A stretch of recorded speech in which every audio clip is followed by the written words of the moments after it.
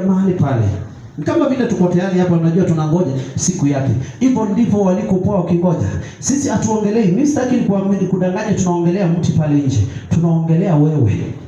Tunaongelea wewe ambao umesimama, wewe umenawili lakini bila matunda. Wewe umesimama tu, lakini kwa Kristo wewe ni mti mkavu, hauna tunda lolote ambalo Kristo atakapokuwa akipita atapata tunda juu yako ili aache baraka, ila ni laana na kukaushwa.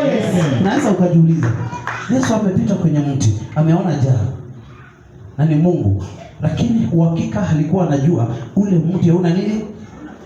Lakini kuna jambo alitaka kuonyesha wanafunzi wake, ya kwamba hata kufuatana na mimi hiyo sio shida, hata kuwa karibu na mimi hiyo sio shida, hata kusimama na ukanawili hiyo sio shida.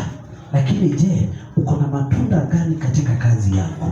Wewe uko na matunda gani? Ni kazi gani unafanya katika kanisa hili? Wewe umegeukia tu kusema mimi ni wa kanisa la JFM. Swali ni moja, wakati tunangoja Kristo, leo hii tunasema tunangojea tarehe 20 Mungu akatende maajabu yake, akatende juu yetu. Swali ni moja, je, katika mti tulioupanda kuna matunda ya kutolewa ama ni kukauka tutaacho tumekaushwa?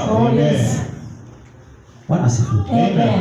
Najua iko na furaha hii siku, lakini bado iko na kilio kwa pande nyingine. Bwana asifiwe. Amen.